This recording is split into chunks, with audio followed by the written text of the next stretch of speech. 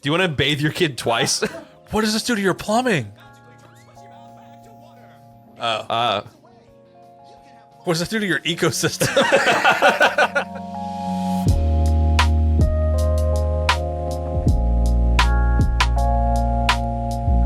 Welcome back to Talking About Shiznit, the podcast where we talk about Shiznit. I'm Chris. Whoa. I'm Jared. Put the podcast on the YouTube show. Hi, everybody. Welcome. We're back again. Yeah. Couldn't do two in one day because we're stupid. Yeah. I don't know. It's hard to think for 2 hours. It's really hard. It's hard to when think. Yeah, it's hard to think. Man, thinking's crazy. Yeah. I don't know how we do it. I barely do it. I'm still learning, but I'm getting better, and it doesn't always give me a headache. That's good. Yeah. That's good. Let's start over.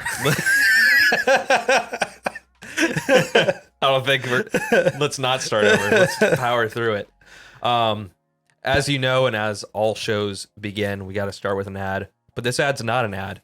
It's where we outsource AI to write all of our ad reads for us because it's a lot more creative than we are, and it's wrong. Yeah, and yeah, it's bad art. Consumer advice most of the time. Nobody can do art better than a computer. Ever. You want to do the the there's a lot of like closed caption things. I would love to do the closed captions. The scene setting. Yeah. All right. You ready? Yep. Okay. Aimbot drinks held at crotch and shaking head.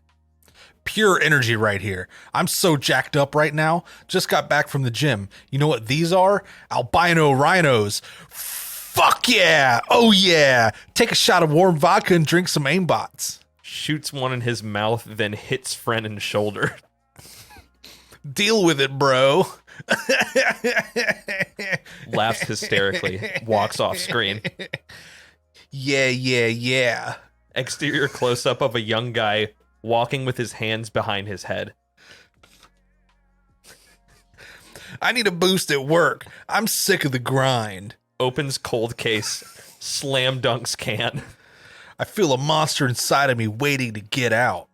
Fire effect. Yeah, I just murder darted this new aimbot flavor. The energy is unreal and comes in quick like a hit from the blue stick. Song fades. Ends. Woot. Guru. Oh, this is not. Wait. That's still it. Oh my God. I was like, wait, what kind of weird note is this? Woot. Right arrow. Guru. Carbonated soft drinks. Mail time. Air date May 2010. Season 2. Episode title 902. Wake and Bake. What a good ad. I didn't know that this was from a televised thing. Dude, I can't from 2010. We were ahead of the game. We actually had, I guess, a decent run. I mean, yeah, we had 902 episodes. That's in 2 seasons. Bro, 400 episodes a season. What was it, One Piece? Ha. I don't even know anything about One Piece, guys. Anime joke. I don't know either. I just know I'll never get into it because it's going to take too long. Yeah, that's the only thing I know about it. Apparently it's really good and I'll never watch it. Yeah, it's a shame. It's a shame I'll never know. Yeah. I'll just have to take people's word for it. I don't have that kind of stamina. This week in aimbot, what else is new from like yesterday? Oh man, so much. So we burned the building down. Yeah, it's all over. This is just a green screen and the studio's gone. Yeah. Kind of crazy how much work we did on this editing to get like the lighting throw and everything. We totally nailed this. Yeah. I already know it. I can feel it. We're really good at green screen. Yeah, we're actually recording this in our bathroom currently. Yeah. So if you hear flushing, mind your business. Yeah. And mind the pee-pee ghost. Callback. Heyo. Comedy. So not something directly aimbot related, but you know I be tinkering. I know that. That's that sentence has never been said before. You know I be tinkering. I've been are you familiar with Bootstrap? Straps on a boot? Yeah, straps on a boot. It's a web front end framework. It's really popular. Yeah. And it's really good for like rapidly setting up the front of the website, and then you can like polish the turd, but you get the structure. Yeah, the turd is formed. Yeah, that you make the turd. They made this app called Bootstrap Studio, and it's like a WYSIWYG editor. Okay. So it's like Dreamweaver but for Bootstrap, and it's got some cool features. Like I don't know. I just been playing with it. I just think it's kind of fun. I just been playing with that at home because that's cool. Like nothing's probably not gonna come of it, but it's just you're just out here making polished turds. Yeah, in your free time. Yeah, I mean, we'll get into bag of slops another day. Bags of slop, not bag of slops. Yeah, bags of slop. But I was thinking about making an app for my bags of slop. You're optimizing your slop bags. Yeah, because like I already have like the spreadsheet generator thing, but I think we should explain what bags of slop are. Okay, since it hasn't been brought down. So bags of slop is a meal prep technique that I'll go ahead and take credit for revolutionizing. Yeah, you did it, and I took the idea. It's the way to do it. So get a vacuum sealer. They're cheap now. And basically you just cook a bunch of something.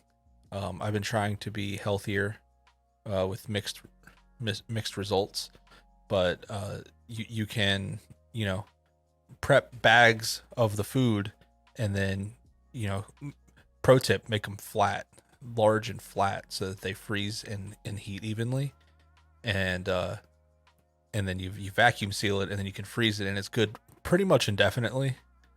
But that's how I usually eat lunch every day, is a bag of slop, because it always ends up like pretty much everything I eat is based off of like cauliflower rice and chicken.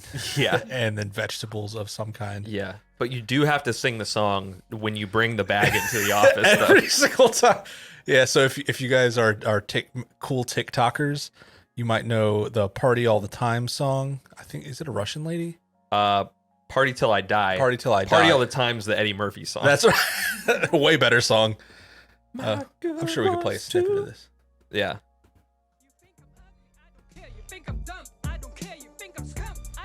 Chin up high.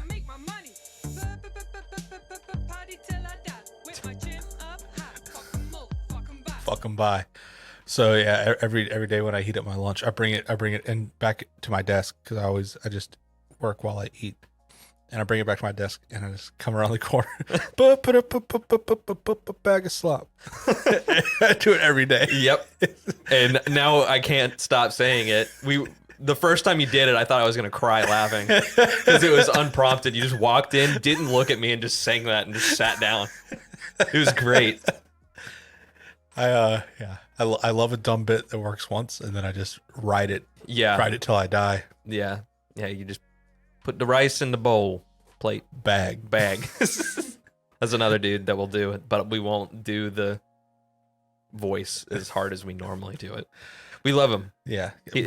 How did he not make it? Did he make it on our tier list? No. What the fuck's wrong with us? We were too focused on like Tim has to be S tier. Yeah. Tim is absolutely. He's the only S tier. Orion. Yeah, Orion. Sorry. Orion is the coolest. Yeah. That is the one thing I do. Yeah, we were pretty adamant about. Yeah. Being Orion centric. Very true. I guess to start things off, I like briefly talked about it in the last episode, but I was in Miami recently. Yes. Miami was cool. It was cool and not cool at the same time, because South Florida's fine, but like, God, it's so hot. It's always so hot. Like, I went to a wedding there, I think in November last year. 90 degrees. Dude, yeah. It was crazy. It's unbelievable. Sorry, didn't mean to derail you, but Jesus How Christ. dare you talk about things about you? Fuck the hot. It's about time to say fuck. Oh, yikes. F the H. F that. F the H. F the H, guys. Hot is censored too. Yeah, it's a bad word. In my book, it's bad. Okay. I mean, I agree with you. But I saw King Gizzard and the Lizard Wizard in Miami on their first Florida date. Such a good show. One of my favorite shows I've been to in a while. It looked really fun. It was great. I actually have a photo. I'm gonna pull it up here in post. Hey me, edit this in. Hey Jared. Hey guy. But like, I'll have to show you what it looked like from the crowd of night one. Isn't this fucking nuts how many people were there? Oh my God. And we were front row. Is it an amphitheater? Sort of. It's an outdoor venue. It was at Space Park in Miami. There's a couple different like setups there. It's all like outdoors and stuff, but they've done like boiler room stuff there. It's like a really cool sort of multi-purpose venue. But we got there early. The show started at 7. We got there at 5, and there were already people just like camped out outside. Didn't know that there was kind of a line, but it wasn't like organized. People didn't do anything. I thought people were just like, there's sort of like a canopy over the outdoor, like to get inside area. So people were just pocketing where the shade was. Right. So we just sat down next to the gate. We're like, all right, let's just go in first or whatever. Didn't know there was a line. Someone was being a big old wiener about that the whole time, but like they still were front and center. So like, get over it. They were there at noon. Jesus Christ. They camped for 7 hours. And in the summer in Miami. Just like I mean, granted, they brought a cooler and chairs outside, so they were like kind of prepared, but like still ridiculous. Anyways, it was one of the craziest experiences because like I go to a lot of electronic shows mainly, so I'm like at clubs all the time. It's indoors, it's whatever. People aren't camping out or like mega fans of what you're seeing, but like we were there for like sound check and we're pretty far away, and having like all these people cram up to the gate and sing like every word to the sound check and be like immediately hyped just to like see and hear them was insane. The show is nuts. I got the shit kicked out of me the whole time and it was great. I'm usually not in GA anymore since I'm fancy man. I usually do VIP or I have like artist privileges and stuff. But like, man, just getting beat up was actually kind of fun. I did black out briefly during the show because I was just like so overwhelmed and couldn't breathe. And I just started falling back, and then someone caught me and pushed me forward. And my buddy was like, "You okay?" I'm like, "Yeah." I don't want you out there getting Astro Worlded. That wouldn't be cool. Yeah, no. Luckily, I was in the front, so they could just throw me over the gate if I needed to get out. Just yeet you out of the crowd. Yeah, but going to that was like definitely one of the best rock shows I've been to in a really long time. Yeah. And it made me think about other shows that I really enjoyed previously that were just like up there in like top tier shows that I've been to. Yeah, you've been a privileged little boy as far as seeing some good shows. Yeah, I've gone to a lot of good shows. And I put together sort of like a little mini list of like some of my favorite show memories and stuff. And starting off, 2014, my friends and I was in school in Boca Raton, and we drove to Tampa to go see Snarky Puppy in 2014. That's so fire. It was the week We Like It Here came out. Really? So they were playing stuff before it came out. Like it came out the next day, and they played like Sleeper and Shofuken off of it, and it was so good. Like, only thing that wasn't good was driving back because the show ended at like 1 or 2 a.m. and we had class the next day, so we had to drive all the way back to Boca. Oof. And we got back there at like 5:30 or 6 in the morning, and then I didn't go to class. So worth it. Yeah, get your education, people. Yeah, go see Snarky Puppy. Yeah. What's some of your favorite concerts you've been to? I think as far as like full on like the whole experience, what that was like mind blowing was I saw like the last ever Spangle show at Red Rocks, or allegedly. I mean, they might end up doing another one, but they were advertising it as like the last Spangle show because what's his name, Roger Ram or something like that. The old guy. He's old as fuck. I don't think he can tour much longer. But that, like, I was familiar with Spangle before then, but I had never seen them live in any capacity. And they brought out everything. Like, it was like 20 people on stage. They had a lady on the back of the stage with like, it was probably like a 50 by 6 foot canvas across the back, and she was like finger painting, but like with her whole fucking body pretty much. She was dancing and painting the whole time, and by the end it was like this huge crazy fucking cool ass painting that I'm sure like Android Jones has or something like that. They were doing it was there were so many layers to it because Red Rocks, magical fucking venue. And then Spangle fans are fucking wild. Spangle, that show was just insane. And then they had, it was the first time I'd seen in person microdose VR being used to do real time visuals at a show. Yeah. And Android Jones was the one doing it. It was best to do it. It was so fucking cool. And you know, that software's come a long way since then, and it could have been even cooler, but even for the time he was, you know, who better than to operate the visuals than fucking Android, you know, Alex Gray maybe. Right, yeah. It was really cool. That was a fun show. Hell yeah. Something we've both seen looking at the notes, Animals as Leaders. Yes. That's a great show. I saw them. They opened for Meshuggah. I saw them in Orlando. And I saw them with like Chon. 10 years ago. Chon? Yeah. I don't think I know Chon. You know Chon. I know Chon? Okay. You definitely do. Okay. I'm bad at names. Yeah. Can we take a break for 1 second? Yeah. Okay. Hey. I'm back. Welcome back. Important bathroom break. Super important. I hope you didn't see the PP demon. No, we were good. So Animals as Leaders. Yeah, great. Like I went into that show having not heard of them. Really? Yeah, and this is probably 10 years ago ish, maybe a little bit less than that. Yeah, because mine was 2014 still for that. I saw it, like, it was right after I moved here, so that was maybe 2013. Okay. Sometime in that area. It was really cool. I walked in not knowing anything about them, and I walked out, I was like, yo, they're fucking crazy. Yeah, crazy story about seeing them. So I saw them locally, and then I think within like 2 or 3 weeks from then, I was at Bonnaroo, and they were playing like a really tiny stage there too. And I saw Tosin again, and he recognized me from the show because we waited afterwards and we like said hi to Tosin. He fucking just reeked of weed, but I'm pretty sure he's just hanging out with the guys from Chon because I'm pretty sure they just smoke like crazy. But he was like, "Didn't I just see you this week?" I'm like, "Yeah, you're my favorite." Yeah, dude, he's so sick. He's so sick, and it's like in so many different facets because like he designs stuff too. Like he designs clothing. He has his own guitars and stuff, and his guitars are so just like beautifully crafted. And it's not like a signature series, like it's his own guitar company, right? Yeah, Abasi Concepts. They're so cool. Interesting shapes too. Yeah, I guess he's just very cool that this is just not loading, but just like beautiful design, kooky. Doesn't he do like, oh no, I guess it's not a super long fretboard. Not really. I mean, it's still 24. probably 24. Yeah, it's not crazy. Those exist, but I for some reason I thought that he had like an extended range. He might have some from his Ibanez series because he has a signature series from Ibanez as well.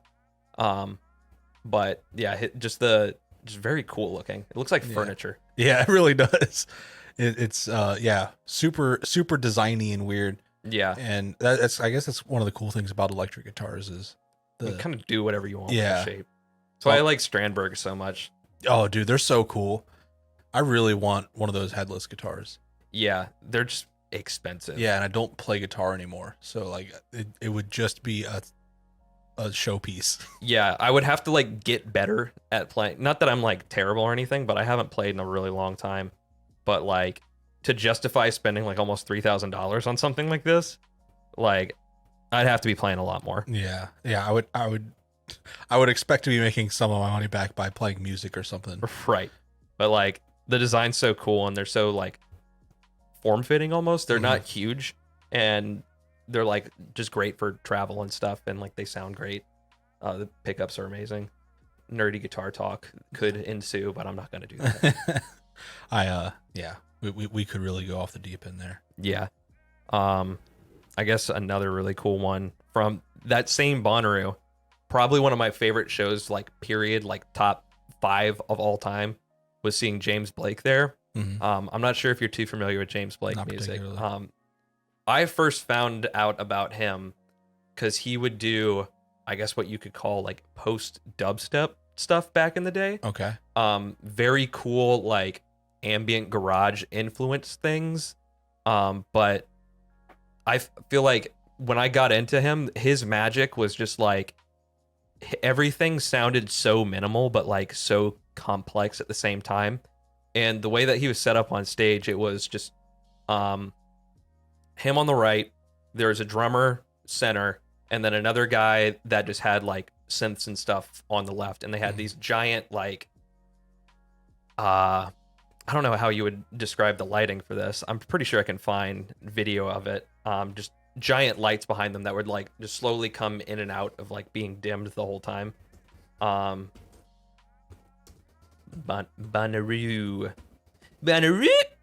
is awesome, by the way. Big fan of that. I don't know if I could survive it. It's a lot. I will say it's a lot. This is probably going to be horrible audio quality, but there's just like these 3 spotlight things behind them, and they'd either be just off or like barely on. I don't even think they're turning it on in this video. This audio is hilarious. I guess that's with it on, but he does a lot of stuff where like live he'll do these like very long extended edits of his songs and like almost gets into like dance territory, but it's also like super moody, like R&B influences a little bit too. And there's like one of his songs, I don't know if it's I Never Learned to Share, maybe. But if this is the one I'm thinking of, he does this loop live where he'll like sing this like 4-part harmony and then harmonize with himself, but it's like kind of a complex harmony that he's doing. I hope this is it. I think it's this song. Yeah. Oh, he sings in cursive? Yeah.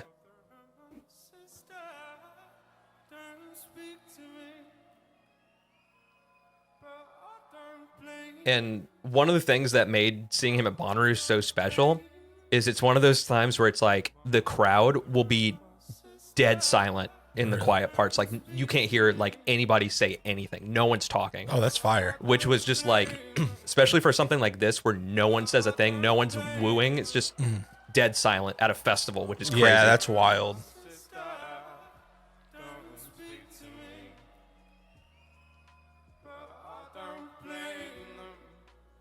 So just like doing that loop and harmonizing with himself.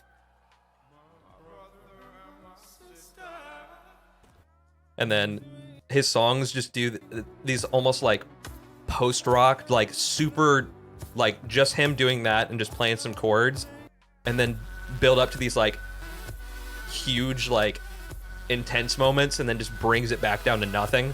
Man's making ballads. Yeah.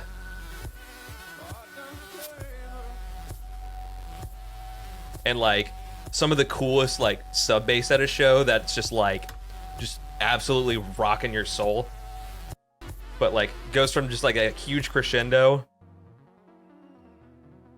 just back into just like just him at the end, and like everyone on stage is just like stoic and just like not looking at you the whole time, and he's just so awesome. I can't. Blake. Yeah. Definitely check out his like first 2 albums. His newer ones have a lot more like hip hop influence. He's got a track with Andre 3000. That's sick. Fire. Okay. Hell yeah. It's like whenever Andre 3000 pops in, whenever he feels like doing music, he'll just spit like the verse of the year, and he's like, "All right, bye." Okay, bye. I'm out of here. Apparently, he like busks and stuff too, just like for funsies. Yeah, he like plays flute and shit. Yeah. Yeah. There's on TikTok every once in a while you'll see like sightings of him. Yeah. Just doing whatever he's doing. That'd be so cool to come across. Yeah, just Andre. Is he in Atlanta? I don't know if he's still in Atlanta or not. Maybe. If he is, he's not in the city. I wouldn't think he would be. Yeah, he's probably got like a big old piece of land outside of Atlanta. He's got outcast money. Yeah. He's got all that hey ya cash floating around. Yeah, he's got a zip code. Yeah. Another concert for you. You got Spangle. We both had animals as leaders. You're definitely more into, I mean, I like metal and stuff too, but you're like, that's your shit. Yeah, I'm a big metal guy. I got to see Necrophagist and Dying Fetus the same day at Summer Slaughter. I think it was 2008, maybe 2007. That was really cool, especially now because like Necrophagist, they were like such big, like they're like the default technical death metal band. Like they kind of defined the genre in a lot of ways. Like they really popularized like doing like classical influenced type stuff, but you know, it's about eating dead bodies and shit. It's really goofy. Like the lyrics are goofy, especially because he's German. I think he's like Turkish German. So English is like his third language. Okay, so the translations to English can get a little wonky. Well, everything's written in English. But yeah, it's just like, it seemed like, you know, there's a stereotype from death metal about how they like take like a medical journal and just like pick random words. Yeah. His is even more so. Okay. And he says some things kind of funny just because of like, you know, he doesn't speak English. Yeah. But funny. Haha, German. But apparently now he's an engineer at BMW and just has no plans on coming back to music. All right. He 180'd. He went on like, oh, you know, like a 3-year world tour, was like the hottest shit for a few years, and was talking about a new album, released one song. They were playing it at shows, and that was in 2012, I think. Last time we heard from him. And apparently people like run into him occasionally at shows like in Europe. So he's just chilling. Yeah, just vibing, enjoying somebody else play. It's pretty sick. But yeah, I mean, they were really cool, and it sucks that they'll never play again. So I'm glad I got to see them. I feel that. The kind of same thing with like some like classic groups that I saw. Like my first concert I ever went to in 2004 was the Eagles on their farewell world tour. Oh shit, that's fire. Yeah. And my parents were like, this was a good first concert for you. And then later that year I saw Alice Cooper at the Florida Theater, and that was bitchin'. So cool. Especially like being in like 4th or 5th grade and seeing like the theatrics of that show is so insane. Yeah, because they've been around so long, and they got so much fucking money that they're like, I mean, and that was always his thing, is like make it like a theater performance. Like he's got like guillotines on stage, he's cutting his head off, he's like spitting blood at you and shit. That's awesome. True. Yeah, it's always been his thing, and it's the bigger the budget, you know, it's kind of like Ghost, how they've always had the vibe. Yeah. And now they're just building cathedrals and theaters. Yeah, it's insane what they're doing. You actually reminded me of another great concert I hadn't thought about in a long time. I got to see Rush. That was cool as fuck. Was it Snakes and Arrows tour? I don't know what tour it was. I was in like 9th grade, I think. It probably was that. That was a tour that I missed out on. Was it? Okay. It was so like cool. 2006 or 2008, something like that. I don't really know. Something around there, I think, is when that tour was. But yeah, that's the one thing I regret, is I had 2 different chances to see Rush, and I never got a chance to go to the show. And now you'll never. Now I'll never be able to do it. That sucks. Yeah. The closest I can get is see Primus on their new tour, because they're playing all of Farewell to Kings. That's right. I forgot about that, dude. Is that still going on? It is, but I just saw news today actually that they canceled all of their European leg. I don't know why. But we missed the show that was in St. Augustine already. It was at the amphitheater, and that would have been really, really cool. Yeah, I still haven't been to that venue. I was going to go see Tame Impala there, but the only seats that were left were behind the pillars. I saw Judas Priest there. Really? Yeah. Yo, that's fire. 2009. I think on my old YouTube channel, I have horrible audio of seeing it. Let me see if I can find this. Nobody look at my shit. I'm debating on blurring this so you don't see my childhood account, because it's got videos of me as a kid on here. Don't you? I'm not gonna say your username, but oh my god, I love your likes. This is such a time capsule. Yeah, dude. Get ready for this horrible audio. It was one of the loudest shows I've ever been to, and I did not have earplugs. You better blur everything but the video in the post.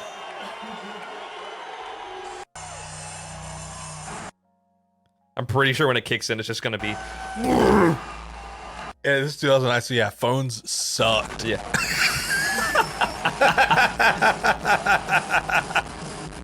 Isn't that great? But yeah, I was at Judas Priest in 2008. I was picturing you with like your little afro in that era.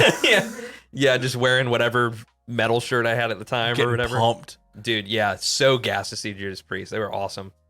I guess one thing we could segue into, unless you want to hear another really cool concert. I love concerts. I love concerts too. I saw Anamanaguchi. Oh, right before COVID hit. Yeah. And that to date was one of the coolest shows I ever went to. It's a cool venue too, because it's kind of smaller. Yeah. Yeah, it was where you saw like... I saw Stuff You Should Know, the podcast there. Yeah. And then I saw Chiptune Rock Band, whatever, But like the lineup was fucking crazy because Saint Pepsi opened. Yeah, I think crazy. it was right before he was sort of transitioning his artist alias to Skylar Spence, where he's doing more just like future funk instead of, but he was still playing like vaporwave tunes and stuff, and it was awesome. I really like St. Pepsi. That was sick. And then Baths was up next, and I've known about Baths since I was in high school. His, I guess, first album that I was familiar with was Cerulean.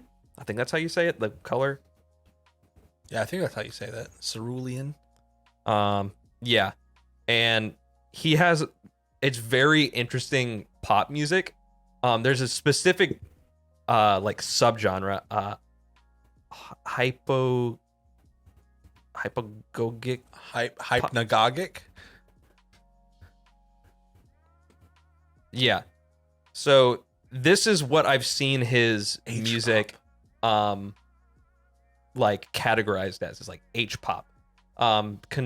It evokes cultural memory, nostalgia for the popular entertainment of the past, which to a degree I can almost get behind, but there's a lot of like minimalist stuff in this album, but it's also like, as this song says, maximalist. It's very like washy and has just like a very cool sense to it. Like I don't even know how to describe his stuff. We're gonna copyright claim the fuck out of this. I'm just gonna skip around and talk over it a lot. That's probably the move. Yeah. Just moments. Yeah, just let shit just kind of play for a sec. Plus, it really helps that my internet is ass. Yeah, why is right it being wonky? wonky? Hello. 2.7 Please. million views, almost 2.8 million. Yeah, this was in 2010. Wow, look at this. What is going on here? This is weird. Hello, What have you done? sir, ma'am. It's on 240? Yeah. Let's go.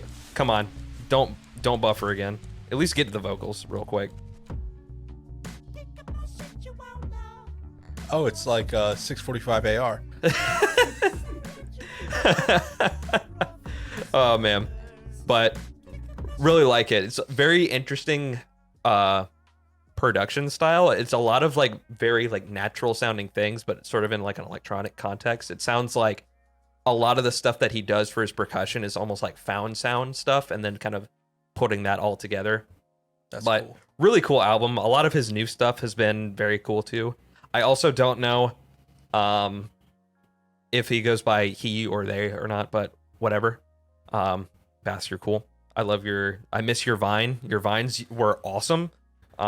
Bath's Vine. What's up with musicians and having Vine success? Yeah. What's up with that overlap? There's just a mega like compilation of just his Vines of him just doing shit.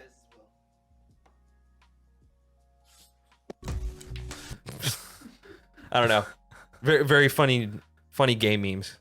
He's gay, and he's very openly gay, and writes a lot of stuff sort of about that experience sometimes. And his shit. So he collects I don't know what it's called. I think it has a specific name, but it's like the Japanese like strongman comics, like mangas and like body pillows and stuff. Oh, really? He collects a lot of that. He has a lot of like the super muscular buff Japanese dude pillows and stuff. Or at least when he was doing Vines and stuff, there'd be like everywhere. But yeah. And then Anamanaguchi played, and it was on the USA tour, which like my favorite album probably of 2018 was that album. Or 2019. I can't remember when it came out. But they played the full album cover to cover without stopping. That's so cool. And then they did another like 40 minutes of other stuff. And they brought a girl that was dressed as Hatsune Miku on stage to dance to Miku. That's so fire. It was great. I'm sure there's video of that, but you can find that on your own. If you want to see Vocaloid stuff, go do that. Dude, I want to go to the Miku, expo? There's like a Miku tour happening right now. The expo. It's called the expo. Yeah, because it's like an all-day event. Miku Expo. I want to see a hologram Is it like person. confirmed happening? Because they've come to Orlando every US tour. I feel like I've seen video of it on TikTok. Okay. Of people like, holy shit, how are they doing this hologram stuff? Yeah. Oh, have you seen the ABBA one? The ABBA one's crazy. Bro, I want to see the ABBA one. I don't even care about ABBA, but I want to go to that. Yeah. Yeah, that'd be sick. The one thing is, and I've said this a lot, I would love to go to the Miku Expo, but I don't think they serve alcohol there. And I would need it. Yeah, it's probably best that they don't, though. Yeah.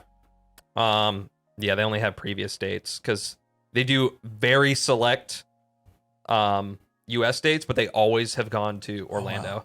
At the Dr. Phillips Center. That's an interesting venue for that. Yeah. The place is way too fancy to be stunk up with anime sweat.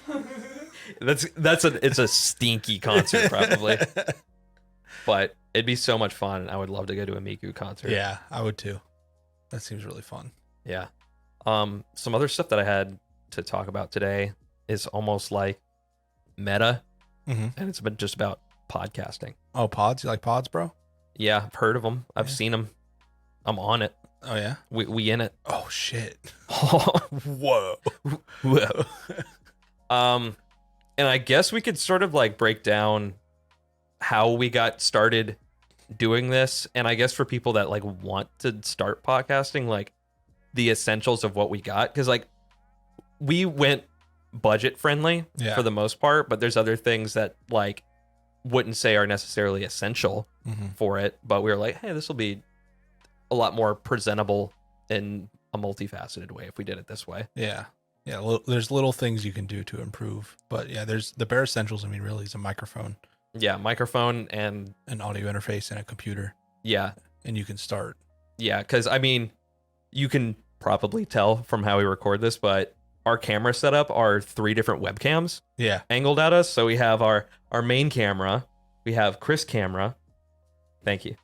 Hey, and we have me camera. Thanks. Yeah, thanks.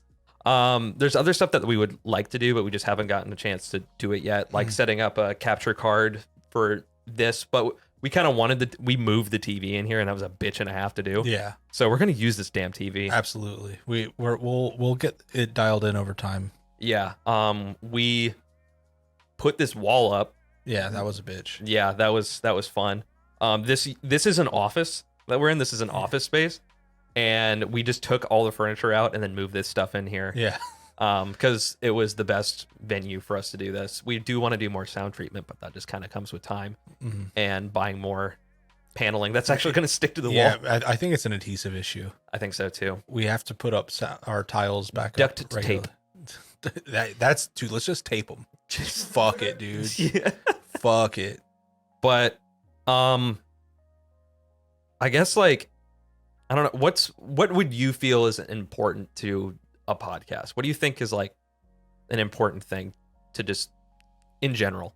So I mean, I think that one of the biggest things now, like right now with podcasting, is video. Yeah. So like I got into podcasts kind of early. You bring up some like deep cuts that I like have found clips for, and you're like, oh, I used to listen to that. Yeah, like I first found podcasts when Apple added them to iTunes, which was like when I was in, I think, 7th grade or something. I had an iPod Mini, if you remember those. Those things are, of course I do, pretty much bigger than our current phones. I was so fucking pumped about it. I was like, I listened to a lot of music, and I like podcasts. Like, what the fuck's a podcast? Yeah. And I started downloading hella podcasts and got really into it. And this was back in the day when like forums were a big deal still and shit.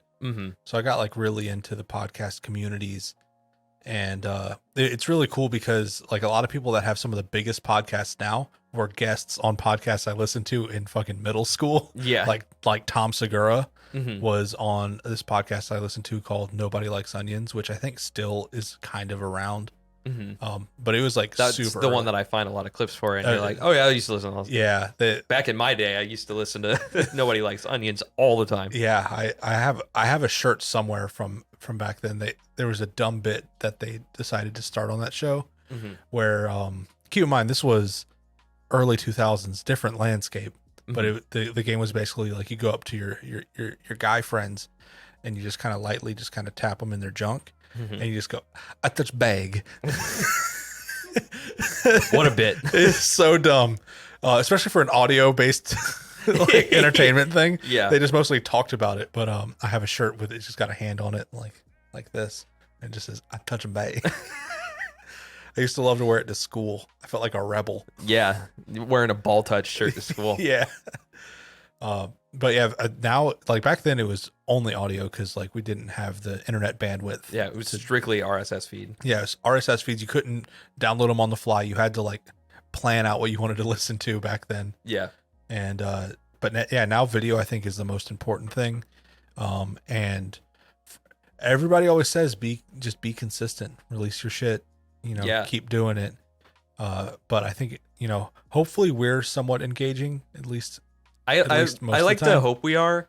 We got some good feedback on the first episode. I'm still riding on that. I mean we try. We're big fucking nerds, so hopefully there's other of you. Yeah, and like a lot of my podcast experience mainly came from comedians for the most part, was being into them and then finding podcasts and stuff. Like I would say, even though it's problematic, like I started listening to Rogan, like I wouldn't say like fairly early, but like years ago, like maybe in like 2014 or 15, I started listening to Rogan a lot. And then like finding other podcasts just from like comedians and stuff. Like most of the podcasts I listen to are comedy focused. Yeah. Just all of the YMH network for the most part, and Yeah. all the offshoot that brings in, like Bertcast and Tiger Belly and stuff like that. Yeah, love Tiger Belly. Something that I don't think there's enough credit for is fucking Brian Redband. Yeah, He's like, it's funny. We talked about this in another one too, and we'll still kind of gush about Redband, like really pushing the format. Yeah. Oh yeah. Well, I guess we're talking about like comedy because he was. Yeah, I think we Rogan's talked about guy. like Kill Tony at some point. Yeah, I mean he basically seems to be like a Kickstarter for podcasts. Yeah, Like, yeah, he gets you going and is like, I've been doing this long enough. I can crash course you, and then you can do what you want. yeah, it's super cool. Like, I mean, he helped YMH. Yeah. He helped Kill Tony, Rogan. Yeah. I remember when we, I think we were like looking at YMH stuff, and we dug back to the first YMH episode, and it's got a face cam of Redband the whole fucking time. Yeah. And then just Tom and Christina sitting on a couch with just like microphone. I think they're holding microphones for it. And have you noticed that that's coming back? Holding mics. Yeah, like a lot of comedians that do podcasts, I guess because they are used to holding mics for work. Yeah. But like, so like on Sal Volcano's podcasts, like Hey Babe and Taste Buds, they always hold the mics. On Ari Shafir's podcast, they pretty much always hold the mics. On Matt and Shane's podcast, they almost always hold the mics. And a lot of them are also doing like roadcasts. That seems to be a new meta. Like when comedians are out on the road doing shows together, they'll just all be in a car together and they just do a podcast on the road. And they're almost always holding mics, including the driver is holding a fucking mic and driving and doing a podcast. Insane. Like one day somebody's going to die doing that. And it's going to be very sad for the community. Yeah. And knowing the comedian, they're going to put the fucking episode up. 100%. Yeah. How do you not? 100%. Think of the ad revenue from the death episode. And yeah, I think a lot of like the stuff that we watch has sort of been reflected in this podcast to a degree. Probably. Because like we do a lot of like media sharing and stuff, Mhm. which to a degree somewhat pulls from our interest in like Twitch streamers and stuff, like Yeah. reaction content, but like commentary content, I Mhm. guess. It's real popular. Yeah, and like we do it already. Mhm. Like we'll just sit in our office and be like, check this thing out, and then we'll just riff on it. So sometimes we'll hold on to stuff. We're like, let's just like, I've got some stuff, but I'm not going to show it to you for a little bit. We can talk about it live. Yeah. The wall and stuff like this, like we kind of framed it after like the old Two Bears studio where it's like the white backdrop and the TV and stuff. Like we liked the cleanliness of that, but we wanted some depth with the panels that we chose and stuff. Yeah, I like the pattern of these more than the like more uniform ones. Yeah. Plus it makes the shadows look kind of cool and shit. I think that was our intent when getting it, was like, it's going to cast really cool shadows. We were hoping. Yeah, we were hoping. It's doing it. We out here. And we found out a Thai restaurant right on the street has the same panels. It has the same yeah, everywhere. They covered the bar with the panels. And I feel like we honestly I think we beat them to it, even though that building was built 5 years ago. yeah, but I think we might have done a slightly better job. Yeah, Slightly. I mean, about on par with the professional people that did it. We're assuming professionals. Yeah, because like when we looked at it, it's like there's some like caulking work that could have been better, but then we looked at the actual business and we're like, that looks kind of like ours. Yeah. That's pretty much the same. It's hard to make seamless seams, it turns out. Yeah, especially with these like PVC things that may or may not be exact. Yeah. And they're a like little depending warpy. on Yeah, the weather, it can warp. Like PVC can warp and stuff. Yeah, we had to like set these out for days to like acclimate. And Yeah, stuff. It was such a soaking pain in the the pads in water to expand. That was crazy. I've never done that with ass. Same. like the sound dampening pads and stuff. Yeah. With like, because like normally like they'll come kind of compressed and stuff, but they'll spring back if you like open it. But Yeah, these it's like when you open a mattress, you gotta. yeah. These like the instructions said to put them in the washing machine and then dry them, and then they just. So we had our like. We did it in a mop sink. A mop sink, and it would just overflow out of just water spraying everywhere. That was fun. Yeah, it was fun. Not the smartest, but hey, we learned. You live and you learn. That's the other thing too. This is always like a learning experience with everything we do. Yeah. Like we have all these weird like power issues and stuff. Like our cameras just decide not to work sometimes. It's so annoying. And it literally makes no sense. It's just switching a USB and then it works fine. That the warning to all aspiring podcasters, not that we are an authoritative voice on this, but you're gonna have issues. Yeah. It's gonna be complicated and annoying. Yeah. Do a trial episode. We did. He has a degree in music. Arguably is a professional at dealing with audio equipment, and we still have issues. Yeah. Yeah, which like some of the like the choices in not audio issues, but audio stuff came from like that knowledge where it's like, oh, we should definitely get a headphone amp. Hey, we should be running this through a separate mixer. I have old interfaces that I don't use with like VU meters and stuff so we can physically see when I get too loud. Let's run everything through like a what am I thinking? Like a DI for our mics just so we can get rid of like a noise floor and stuff. And here's some cool like cheap condenser mics so we don't have to throw down on like expensive ass 7Bs and shit. These are dynamics, right? These are dynamic, These are dynamics. The 7B is also dynamic as well. That's so cool. Yeah. Fuck Phantom Power. Yeah, one of the best mics out there, 7B. If you're looking for a good mic, go ahead and get the 7B. They also have a prosumer version. It's like a 7B something. And that's basically what this is. It's basically this. These are like the Rode whatevers. This is the what they call the pod mic or something like that. Yeah. And like they're great. Like we bought the windscreens for them just so I don't spit. Yeah. And it kind of helps with the sibilance the and the plosives. The plosives. Yeah, we never really have plosive issues. No, I'm pretty happy with it because like at home I have like a condenser mic with one of the screen things. Yeah, the pop filters. And it's not as good as this. It's not. Yeah, I always have to talk. Past it. You talk past it. Yeah, you talk off axis. You want it about a fist away. Yeah, I remember. I mean, for like recording where you're like really projecting and stuff, there's always a tip that my recording teacher in high school told me, and he always said, "Hang loose from the mic." So he would say like, "This is good for like singing. This is good, but you got to be projecting." Yeah, and which normally you are when you're doing something like that. Like if you're gonna be more, yeah, I'm kind of a mumble boy. Yeah. Or if you're just gonna like do some hard shit and just like eat the mic anyways, because then you're already fucking it up. Like by cupping it, you're getting all these weird resonances from just like how the sound can't pass through the filter properly. Go all gizzardy with it and just eat the mic, literally. Yeah. Oh my gosh, I need to find that video. Speaking of gizzard from the early thing, there's a compilation of it's like just King Gizzard, but it's only Stu yelling.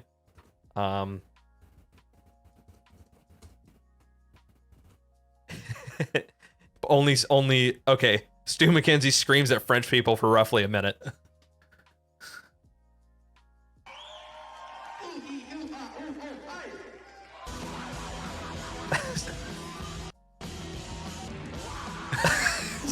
It's behind his teeth. Yeah.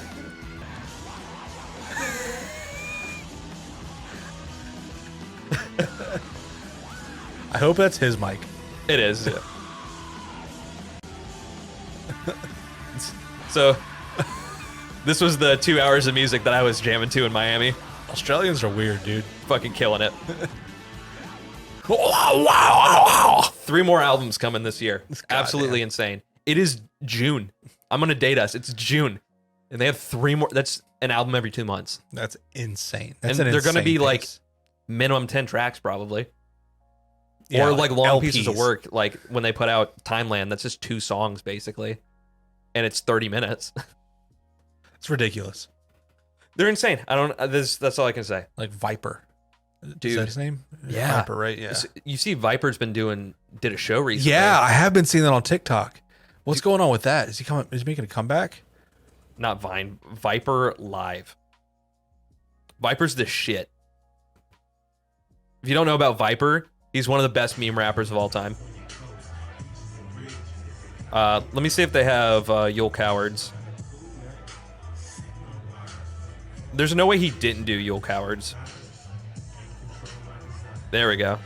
Yule cowards don't even smoke crack. Yeah. Here's a song for you busters. How old is he? He's old.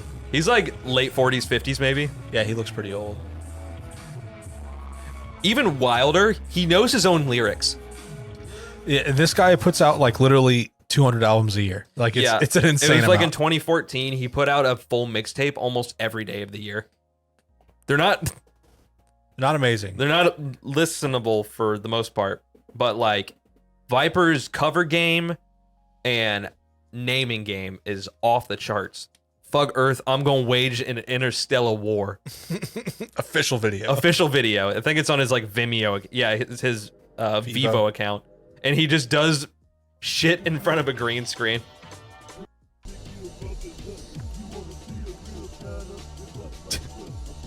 You can never hear his fucking voice. So fucking amazing.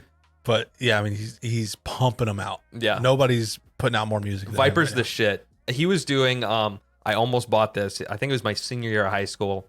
He was doing a like anniversary edition of Yule Cowards Don't Even Smoke Crack on vinyl. now. Oh shit. And you could buy it from his Bandcamp, and if you paid an extra, I think if you paid for the $50 package, he would write whatever you wanted on the album. Yo. So you could get any message you want from Viper written on your Dude, that's LP. so cool. Yeah. Gosh, that album You missed artwork out. is fire too. You fucking missed out. You should have done it. Yule Coward. You all cowards. That shit's so great. Dude, that's so fucking incredible. Yeah. You know what I kind of want to do now? Viper album names. He's got insane albums. You Are Such an Idiot. Kill Yourself, my man. Cops Can't Read Too. I'm So Much Smarter Than You. Oh my God. I'm loving here this rap game money. It'd be heaven on earth if cops were voluntarily drafted and not hired. I'm a lot. Yeah. How Clark Hustler. Will you ever know my name? 1 million vipers, but only one viper. The moon is my son. He just looks like me too. Two sequel. not TOO. How about this one? Genuinely good rapper with impressive vocabulary, easy to understand lyrics, soft, relaxing voice, probably isn't afraid to smoke crack, communicates with fans, loves you no matter what. Bro. Just put up or shit up. These are absolutely incredible. Dude. God. And he has so many. So many albums. And he's not done. He'll never be done. No, absolutely not. Like, he's going to release probably, 600 posthumously? Absolutely. There's no way he doesn't. I don't know how he does it, man. Like, that is true, like, virtuoso type shit. Absolutely. Speaking of, I don't know how we're going to do it. This segue into this next segment. Hey-o. Segment time. Hey. So we're both into food. Yeah. We like food. Yeah. I guess actually to start this off, you want to do a would you rather? Sure. Or a crazy hypothetical? Okay. Okay. So biologically, you have just functioned without any of these features. Which one as a human right now would you rather choose? Would you rather never have to sleep, but you have to fill all the sleeping time with eating? Or you can never eat, but any time that you would have spent eating is spent sleeping? I would give up sleeping easily. Even though you have to do a lot more eating, you can do stuff while you eat. You can, like, get some chopsticks and some cheese curls. And just go? Yeah. Yeah. It just I feel like away. naturally, if you're going to be up for the 6 to 8 hours or whatever, like, wouldn't you be burning more calories than being asleep? Probably. I would I'd be venture skinny as yes. fuck. I'd be fat as fuck. Speaking of eating cheese things with chopsticks, I got this thing at Trader Joe's the other day. Oh yeah. I'm a big Trader Joe's nerd. T. Joe's owns me. Yeah. Trader's Joe. Trader's Joe. They've got what they call fancy curlies right now, which are basically like Cheetos crunchy. Okay. But they're white cheddar and truffle flavored, and they're stinky. Oh, you were telling me about They're those, stinky, bro. That dust has got to be. dude. I can only eat like 2 handfuls maybe before I'm like, fuck, this is so Truffled out. dude. Yeah, because like I think it's white truffle, and white truffle has a different stink on it than like regular black truffle. I don't know like the nuances of it, but like white truffle's got this like more intense funk. Like to me, black truffle is a lot more mellow and like rounded, and white truffle's like, hey bitch, meow, flavor blasted. I have hard limit. Like my problem with truffle stuff, like when you go to restaurants that like have truffle fries and stuff, a lot of them like overdo it. They're like soaked Yeah, with that oil. Yeah, it's just like it's too much. Yeah, Like it's a good compliment. It's not. it's not a main. Yeah, it can't be the main thing that's going on. It can't be the centerpiece. Yeah, it's meant as a garnish. Pong. Sorry. Speaking of food too, this caught my attention when you were doing this one day. We work next to each other, naturally, Inches apart, and we can usually kind of just look over and see what's going on like other people's computers. And I looked over at your computer one day, and you had Barista World Champion videos playing. Yeah. And that blew my mind that was even a competition. Of course it is. Of course, if there's something that people can be good at, there's a competition to prove who's the best. Can you go into detail about what is entailed in a Barista World Champion competition? So this is the first one I've ever watched. It was actually the one I was watching was the US one. They haven't done Worlds yet for the year. 2022. There she is, Morgan. So there's this YouTuber. 40 minutes. There's this YouTuber I watch named Morgan. I think I like her videos because she both like looks and dresses like my sister. Like it just reminds me of my sister who doesn't live nearby. They have like the same haircut and shit. They do have the same haircut. And they're both obsessed with coffee. And she started posting videos about how she was prepping for this. I was like, oh shit, I want to watch. She ended up winning this year, which is pretty rad. So she's going to the World Championship. Woo, coffee. So it's actually it's so fucking goofy because what they do is they do like 3 drinks. They do like an espresso, and then they do like a milk drink, and then I think they do like a signature type thing, like showing off type drink. Yeah. And there's like weird limitations. Like, so while they're like prepping, they start from not at the table, and then they have to walk up, and they're doing like a TED talk about their coffee while they're brewing it, telling you about like the origin of the beans and the roast, and like how many grams of coffee, how many grams of water they're using, how long the extraction time is, things like that. And then like when she hands them their espresso shots, she goes, and I ask you to stir with the spoon back and forth 10 times before you enjoy this. Like it's like so specific. Yeah. I've seen something recently. It's one of those like etiquette coach people or whatever. And they were talking about the logistics of stirring your coffee back and forth instead of circular. Because I think you get more displacement of sugar. It'll make more turbulence. Yeah. And I was like, that makes more sense instead of whirlpooling it and it just collects in the center. Yeah, it makes like a... Yeah. Yeah, you'll get wave action. Yeah, it's pretty rad. Like it's little things like that. So these fucking nerds yeah, do that at an extreme. And it's weird because it's like so like hoity-toity, like pretentious. Some white people shit. Dude, it's so white. It's so fucking white. There's actually another YouTuber who is a former world champion. It's the British guy. I don't know if you've ever seen him. He did maybe. I wish I could remember his name. But there's just like these low key like world champion baristas.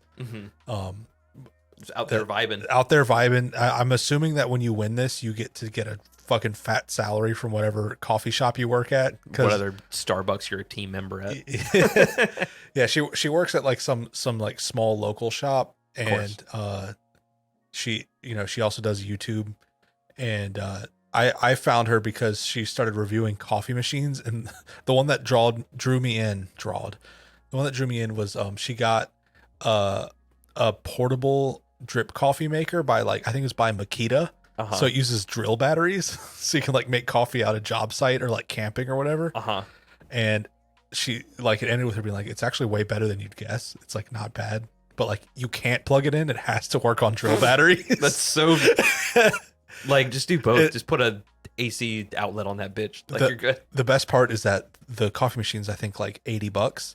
The batteries are like $100. So it's like makes sense. It's something you get if you already have the matching tools. Yeah. Like I have the Ryobi tools at home, so I have just a bunch of different tools that all use the same battery. So if you're in that position, yeah, you're good. It's awesome. But if you just want to get this coffee maker, you might as well just buy a really sick coffee maker. Yeah. I remember you saying like when you pulled this up, it was like something with like milk. Yeah. Oh, so you have to. So they have like the milk coffee drink that they have to do. You have to use regular milk, like whole milk is like the most extreme. You can't do like half and half and stuff or heavy cream. So she found like a loophole, and what she did is she took whole milk and then froze it, and then as it was thawing had it upside down so that like the cream, like that the fattier bits would come off first and leave behind most of the water. So she made like heavy milk.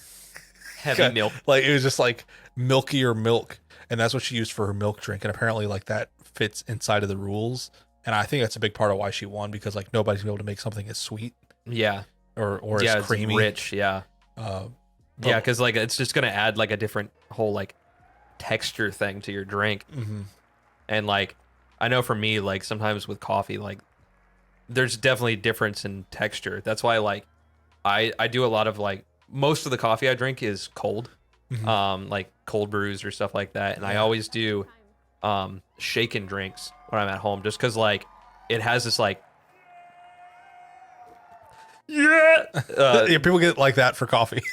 It almost gives it this weird like thick milk, like milkshake texture, especially when you use like whole milk or something in it, because you're just frothing that up inside the drink. It does look weird when it starts to separate. It looks almost like how like nitro drinks kind of do this, but it kind of separates the milks and the stuff, and you just get like that weird water layer on top. Yeah, that's kind of the same reason I like the nitro coffee. Yeah, is because it just gives it like that creamier mouth. Like you don't have to use as much cream to get the effect. Yeah, and it's even good black. Yeah.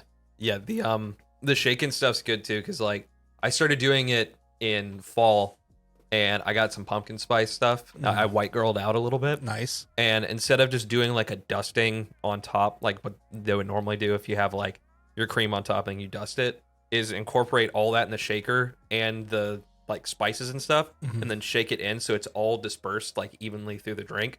And then you don't get just like a lip full of it. It's just like you just get like little nutmeggy hints throughout it. Plus, like if you have like sugars and stuff, it's not going to settle. It's all like really incorporated in it.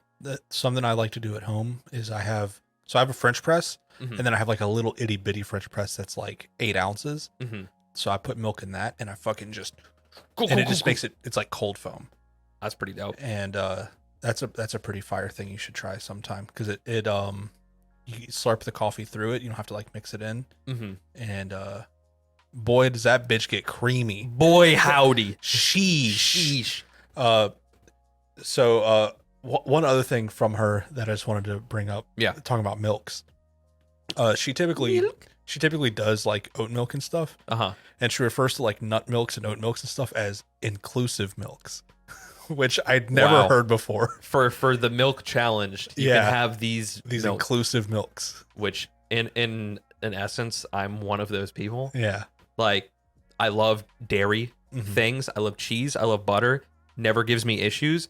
If I drink whole milk or like milk, I'm going to shit my pants. I don't know what it is. Like, I mean, granted, like we aren't really meant to drink it, but it's so good. Yeah, it's so useful. But like when it's incorporated in food and stuff, no issues. But if I have like a milkshake, or if I try to drink like a glass of milk, which I hate milk already, it will just A, make my stomach hurt, and B, make my butthole hurt when it fires out of me later. I feel like I'm in a weird middle ground because I don't get like an upset stomach and I don't shit, but boy, do I be farting. Boy, do I be milk farting. Do I be having the milk farts? Yeah, milk farts. And they are rippers. Oh, man. Yeah, I like, even as a kid, I don't think it registered with my parents. I don't know if I've ever told you this story. When I was super young, both my parents worked, so I'd always like be at my grandma's house all the time. And every morning my mom would give me like a sippy cup of like flavored milk or something. And it was always strawberry milk when I was a kid. And every time I had that strawberry milk, I would throw up 30 minutes later. And my mom just never was just like, oh, maybe you can't drink milk. She would just keep feeding me. So that's why I get nauseous if anything has strawberry Nesquik. Really? Like the smell of it, I think that's why I can't do like some like sweet strawberry vapes most of the time, because it has that similar taste. And as soon as I start vaping it, I get immediately nauseous. I've like been like Pavlovian trained. That's a from bummer. throwing up Like, and ruining my grandma's carpets. Oh my god! Just on the floor because kids just throw up wherever they are. Yeah, just I don't feel good. That's oh shit! Sorry. Good lord, Chris. Yikes. That's like 19 this episode. I'm sorry, guys. I'm fidgety today. Can I get a counter going? Yeah, bump counter.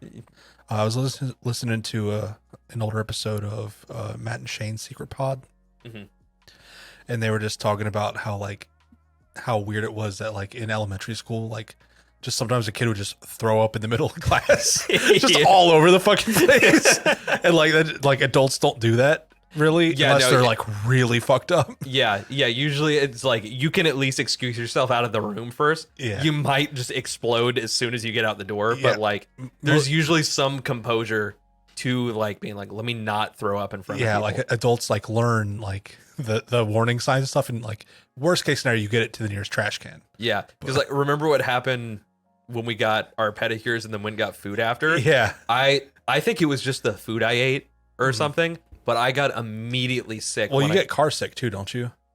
Yes, I do.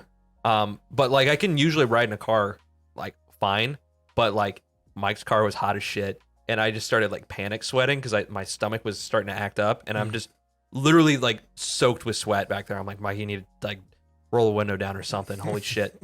And then I'm sitting there, and like the whole drive, like the whole, I guess 5 minutes to get back to work, I just have my eyes closed and I'm just like, I can't throw up right now. I literally cannot. We thought you were in a food coma. Like, yeah. In reality, I was internally struggling, just like, I can't throw up in Mike's truck. I can't be that dude. And I literally made it to, we parked, threw up in my mouth, opened the door, and just right behind someone's car. Immediately, yeah. And then went inside, ejected all of my nice lunch into the toilet, and then was like, I gotta go home. Yeah, I can't be here right now. Ruined your day. Yeah, I was supposed to go to Tampa that night, and I just... Oh, that's right. Just called my buddy and was like, yeah, I'm not going. I'm going to sleep. And I slept the whole rest of the day. It took everything out of me. It fucked you up. But I will say my feet felt great. Yeah. Dude, I still have fucking residuals of the fucking nail polish on my toes. It's on one of my toes. It was 6 months ago. Dude, it's crazy. That shit is I've never had any nail polish last that long. Dude, paint your nails, nerds. I did my nails like twice last week. Yeah, and you just ripped them shits off. I ended up ripping them off because we had to go batch some aimbot. Yeah. And I was like, I'm not gonna risk these popping off at any point during making Chris wears librarian nails. Yeah, I You like that classification? My fiance is really into nails, and like I used to like paint my nails black like in high school. I was like a little gothy kid. I still do. And she started getting like these really cool like crazy glittery type shits. I was like, yo, I want to fucking do that. And so I started doing my nails, and I'm not great at it. Me neither. I guess because I don't have like a lifetime of practice like a lot of people do. Yeah. And so they don't last long because I'll overpaint. We have the gel nail stuff. Yeah. So it like bakes on, And like, have you noticed like if you get it on your cuticle, it like fucking burns you? Yeah. Like when it's curing. Like, yeah. That's the thing that always trips me out is like both it's sealing and like condensing on your nail, but if it gets on like my cuticle or something, it feels like it's on fire for a second. It doesn't like, last "Whoa." long, but it's Yeah. like, whoa, that's hot. Yeah, it's enough to be like, do I pull my hand out or am I just gonna ride this out and just burn the shit out of my hand? You just got to ride it out and have little red jacked up cuticles. handies. Yeah. So I got bad at that. So one time I did have her do my nails like long. I think I sent you videos of. Those were ridiculous. They were so long. Because I remember you sending me pictures and you were just like, dude, I was a bad bitch. I started immediately like doing like this shit, like clacking them together. that's what you did. You sent me a video just going, now listen to me with your phone. Dude, yeah, I was feeling some type of way as soon as I had those on. And the next day I had to take them. I could not function. Yeah, no, I wouldn't think you could. It was, I don't understand how people do that, like with long nails. But this typing, dude, like I couldn't even use the microwave. It was it was because you can't even curl your hand. You have to do this. Like there's so many little things. Like I couldn't type. yeah. Like even using the mouse was harder because the nail would drag on the nails. They were so fucking long. So those lasted maybe 12 hours, and then I started making like basically like making press-ons out of like the stuff that you would do longer nails with. I trim I match them up to my nails and I trim them, and then I have a stand that's like magnetic with blue tack on it, and so I paint them all up and then I bake them, and then I just use super glue and stick them up. And there's like ingenuity. There's real nail glue out there, but I think a lot of it is just super glue. So I just use super glue. Probably something a little bit healthier to put on your nails. Yeah. But how healthy can glue be on your skin? Exactly. It's not pretty. Cuticle. So, but I luckily have really healthy nails, so it's not a problem. Yeah. But plus I got super glue around, so fuck it. It's fucking super glue. Yeah, just start gluing shit. But yeah, nails are cool. Yeah. It's nice that it's more like socially accepted now. People aren't. People still are kind of just like, what the fuck are you doing? Some people will be that way, but way more people are like, oh, those are cool. Yeah. I get compliments at like fast food places if I like reach my hand out, like my nails are all did up. Because usually I just go all black, and if I'm feeling fancy, one of my fingers will be red, and it'll just be like pin Gillette. Yeah, it'll just be like the pinky or like my thumb is red. I'm like, huh? You should try these colors. All right, lady. Nice to meet you. I did like those pride nails like a week ago. Yeah, those were loud. They were loud as fuck, and I just I kept fucking them up because I'd like open shit and just like dig the nails. I know I got grossed out when you left your office one day and there were just nails left over yeah, on and your I'm desk. just peeling them off. I was like, am I gonna glue these back on? And I thought about it. I was like, I don't want to. I ended up just throwing them away. It's a lot to actually like. If you do anything like anything using your hands, yeah, anything with your hands at all, they make life more difficult. So yeah, I don't really do it much. Yeah, you like the sentiment of doing them, and you're like, not practical. Yeah, it's I think it's like similar to like I guess model painting. It's just fucking it's cool to make them. There's a lot of cool techniques, and like we have like these powders that like you like rub on with like a sponge type thing, and it becomes like a mirror finish. It's fucking so cool. That's pretty rad. There's dude, nail technology is crazy. I know you were telling me you always are bringing in like, yo, she just got this new shit, man. Bro, check this out. Yeah, there's one that's like magnetic, like it's got like metal flakes in it that are like shiny, like glittery, so and then it comes with like a fridge. Yeah, it comes with a magnet bar, and when you paint it on before you cure it, you like wave the magnet over it a certain way, and it like realigns them a certain way. That's kind of cool. It's fucking really like, you know how like when you draw things and it like they draw reflections. It's like that, but like permanent. It always like has that kind of effect. That's pretty cool. It's fucking sick. I'll have to get Asha to get her to do my nails. Jamie, cut that. I didn't cut it from the first one either. Oh, doxed. No one will know. No one will know. So coffee's cool. Yeah, nail talk. Yeah. One competition that you've seen I've talked about before, because I was like, hey, I made this thing the other day, is PARMOs. Palmo. Parmos. Let's get a palmo. Get parmo with some chips and a salad. Now, talk about a bag of slop. That's a puck of slop, dude. It's like what's that other Welsh loaf or whatever, something like that. I don't know what it's called, but it's literally like bread with like a bechamel beer cheese thing that has been cooled, and then you spread it on like a butter spread or something, and then you bake that in the oven. Oh, thank God! So it's not served cold. No. I was worried for a second. Oh, you had me fucking sweating. Is this it? No. I don't know what the fuck it's called. Cheese toasty. It might be. Welsh cheese bread. I think it's Welsh. I could just be Welsh rabbits. Rarebit. Yeah. Oh, rarebit. I can't read. Welsh rabbit. Welsh rabbits. It's literally just like you get like a dark lager and you make your bechamel with the beer. And then you add Worcester sauce. Worcester sauce. And I think there might be some Dijon in there, or like English mustard.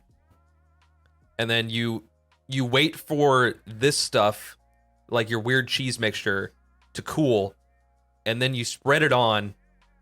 I don't think this guy cooled it though. Yeah, he didn't. But I've seen it where it's like brown because it's got like a whole thing of Guinness in it.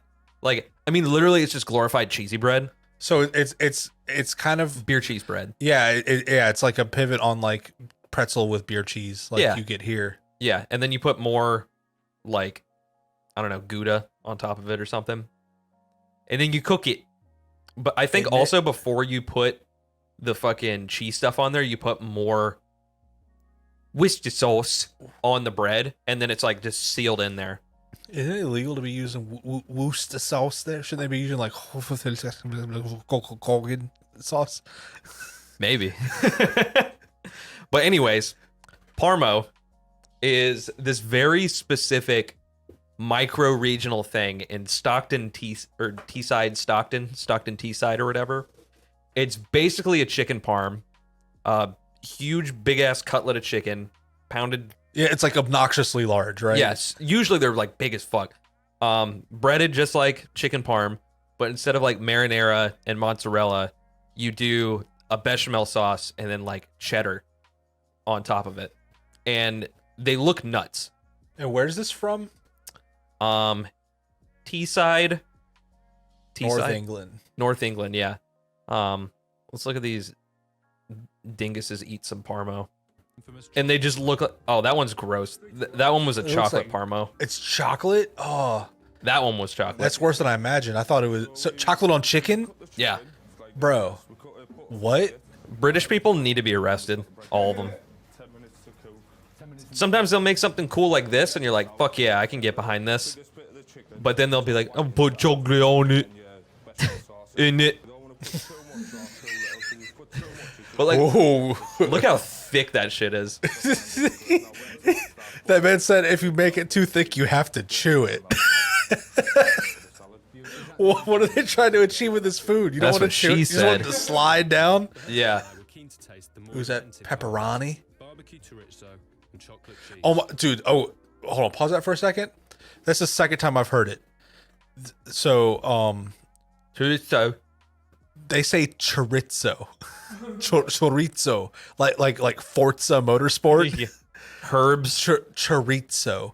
It's illegal. That's worse than how Americans say it. Yeah. Chocolate. Put the chocolate on the food. Don't rep. Check the size of it, mate. Fucking massive. Oh, big old Parmo. Go Parmo in my mouth.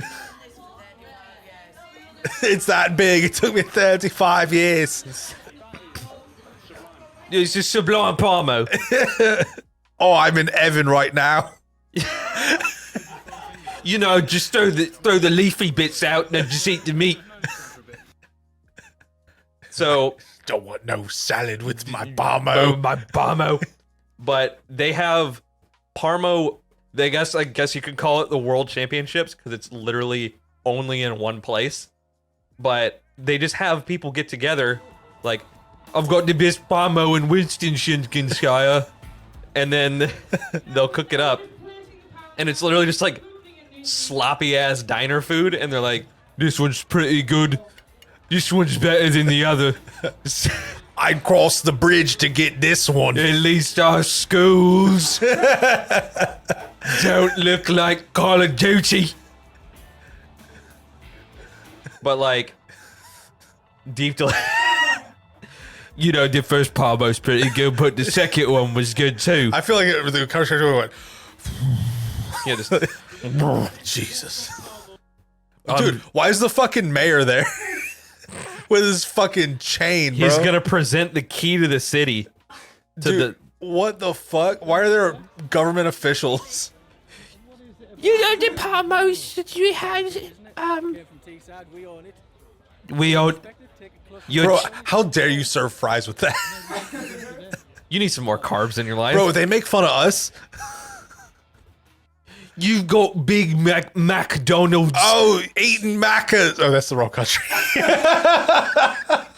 Eating some Mackies. Donald's. McDonald's.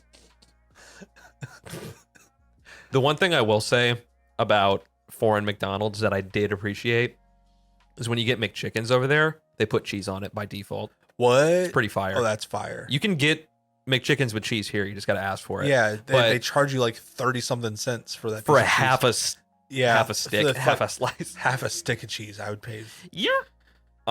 But I would say if you're getting a McChicken with cheese, get it with ketchup instead of mayo. Because they always just like guzz the fuck out of McChickens. They really do. They overdo it. Yeah, you just bite into it and just it's all in my lap while I'm driving. Yeah, I usually get the McChickens plain with cheese. Because like they fucking assassinate it. I've never had the filet of fish, but I assume it's the caulking same. gun that they use is primed. Yeah, there's bro. like 6 pumps. That's what you need.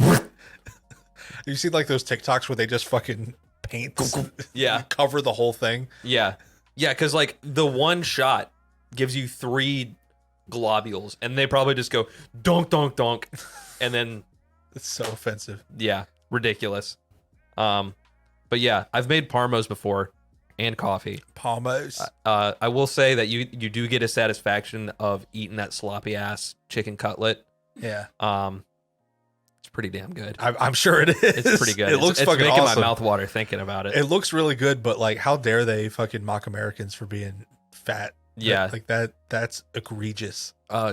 Speaking of egregious fat Americans, I've lined up some other videos Okay. that I wanted to talk about, and I started playing this earlier and then realized I needed to stop it because I was getting so outraged at it.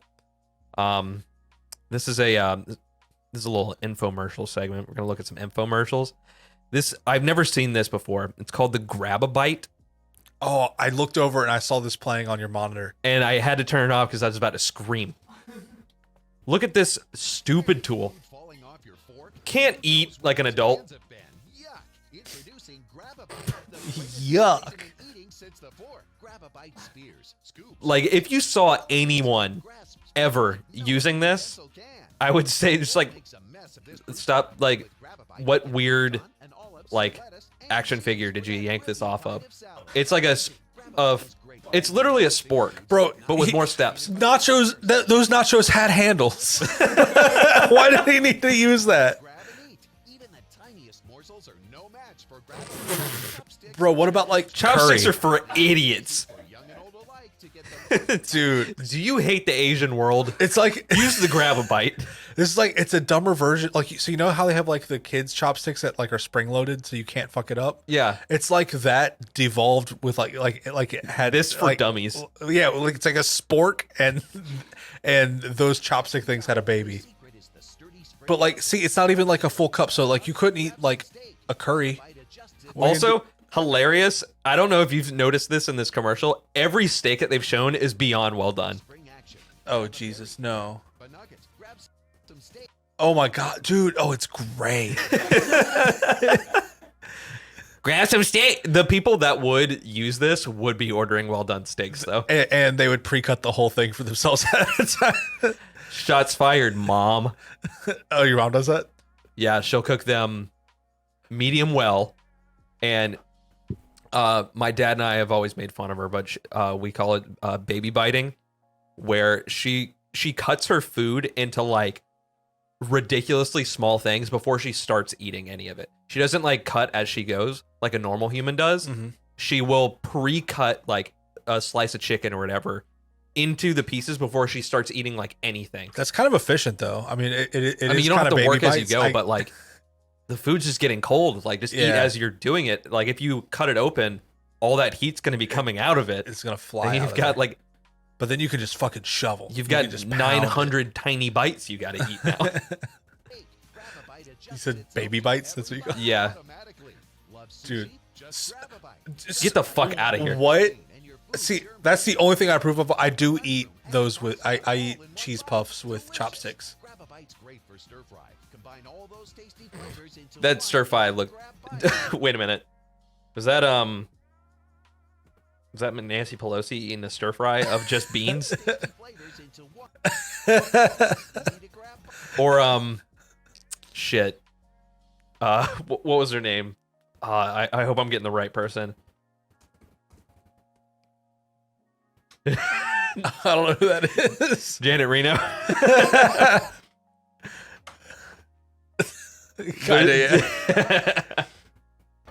Love bacon and sausage, but hate the grease? Grab a bite and keep your hands Bro, clean. There you go, Mr. President. Grab some chicken and rice. Surround those tasty Why would you get it from the oyster? The shell is the food delivery system. And you could totally eat that chicken and rice with a spoon. Or a fork. Ready Yeah. for snacks? Grab a pretzel, grab a cookie, grab a veggie, grab a strawberry, grab a bite. Keep This I could almost see, but like grab a bite. you could just do it with like a skewer. Engineered tough to last for years, and it's dishwasher safe. Whoa. Special TV offer, get a set of 4 Grab-A-Bites for just $14.95. That's ridiculous. But wait, Dude. call now and we'll double the offer. You can get a Processing and handling all right of Silhora set Grab-A-Bites for just Dude. for $14.95. the same price. Bro, that's such a horrible... Because, like, this is injection molded plastic. Like, those... I mean, molds are expensive to make, but those probably cost them less than a quarter. There's the other well done steak. Oh, my God. Also, these are the saddest meals. Why are they, like... Raw carrots and like 3 onion shavings and just the parsley bed. Then what a weird plate it's on, too. Yeah. It's like grandma plate. Dude, I hate them. I hate it. No wonder we don't know about that. Yeah. Goodbye, 'Cause Janet. it's a piece of shit. It's big piece of shit. Another thing that I've never heard of, but I laughed at the name of it. This product's called Squishy Bath. Squishy bath. BAFF. And it's literally for the bath. TH. What? No. What the fuck? I've never seen anything like this. Do you want to bathe your kid twice? What does this do to your plumbing? Oh. What does this do to your ecosystem?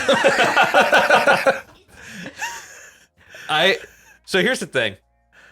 Looking at this, I kind of want to buy it. I do not want that. Just looks, to fuck my I might do that right before I move out. Just fuck my shit up Just and leave leave it in there? Yeah. Leave the bath full of it and be like, what the fuck is this? and just leave the powder like in a Squishy cabinet bath. in the room. Not obvious, but it's in there. Yeah. Yeah, get a picture frame it, and put it next to the bathtub. Squishy bath. Dude, it looks like the most like it looks like applesauce. It does. Like it's the same. Yeah, it's the applesauce consistency. Ugh. Also, this infomercial is super weird because their bathroom exists in this void where the bath is in the center of the room. And it's green as fuck. This is so wild. Dude, what? Oh, wait, Toys R Us Canada? I wonder if I can get this It imported. was a Canadian thing? Dude, what the fuck? That Why- was crazy. What? Dude, do you think it'd be worse if it was warm or cold? I don't think either one is going to be pleasant. Yeah, I feel like warm, you're going to get, I mean, it's meant to do some, maybe there's a weird chemical reaction with it needing to be like warm water, but then that doesn't make sense because the dissolving powders just dissolve it back into water, which what is that doing? Dude, what the fuck is that? It's got to do it be with your plastic, right? It's got to, I don't know.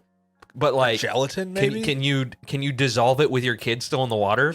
Like what chemical reaction is going to take it from applesauce splooge into water again? Dude, yeah, I want to. We got to look. I wonder if it's some weird like agar reaction. Dude, it's so unsettling. It's like tapioca gloop. It's so gross. Oh yeah, man. what is that doing to their local waterways, dude? It's like the French guy that filled a bathtub full of Orbeez and then fucked ruined up his street. Yeah, yeah. Dude, that was crazy. Yeah, it's like coming out of his toilet and his drains, and it's just flowing down the street. That shit's so crazy. This one I thought you were gonna appreciate. I stopped it 1 second to the ad because it was amazing. I know we liked. We were looking at really weird card unboxing things a while ago, and we found a limited edition Michelle Obama trading card on eBay, and we had no idea what that was from. But yeah, it was a rookie card. Yes, a Michelle Obama rookie card. I bought it for my sister for a grad school graduation. Hell yeah. But I think this one-ups the rookie card. Let me get this guy open. Using the one-of-a-kind Obama ball. President Barack Obama loves this full-size microfiber spalding ball with a detailed laser engraving of the presidential seal, facsimile signature, and likeness of Barack Obama is individually numbered, assuring its collectible value. The Obama ball is available for a limited time for just $79.95 plus shipping and handling. Call the number on your screen. Also, I love the old iMovie music playing in the background. Limited time for just $79.95 plus shipping and handling. Call the number on your screen or go to our web address. Only a limited number. 44america.com. Are you going there? No, I'm looking for it on eBay. Let me see if this website exists. 44, if it's not porn. 44america.com. Site can't be reached. Okay, good to know. Dude, you can't get that. $80. When it came out, it sold for $80. Dude, look at this. Are you gonna put it in the notes? I'm gonna put it in the outline at Okay. the bottom. Okay. Waiting for it. No, I don't have that one. Oh, the outline. Yeah, not my notes. Okay. What is this?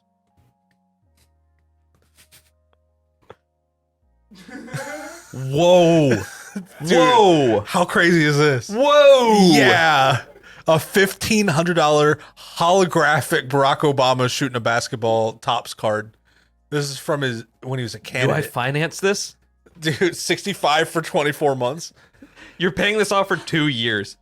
Dude, what a fucking these presidential collector's cards, like what a interesting Yeah. Dude, whole this industry. mint condition Obama hooping is better than a mint condition Kevin Durant rookie card. By 3 times. Why are they doing trading cards of politicians? I have no so idea. Weird. Because there is that like presidential unboxing thing, that mystery box. Those were cool, but like those had weird shit. Like you could get hairs. Yeah, just from like Abraham the founding. Lincoln's head scrap. Yeah, like so Get part odd. of JFK's skull. And like they were that'd be a sick necklace. One of them was like they were taking their signatures off of official documents and they cut it out of the documents. And That's glued it to so the card. That's so bad. I guess they weren't important documents. But I guess like, not. Just like, hey, my plumbing needs to be fixed. FDR. This next one that I saved, I feel like we can appreciate in a different way based on the business that we used to be in. So we used to make vape flavorings and be sort of deep in the vape world. Yes. And I found this infomercial for a product I do not remember. It's called the Easy Smoker.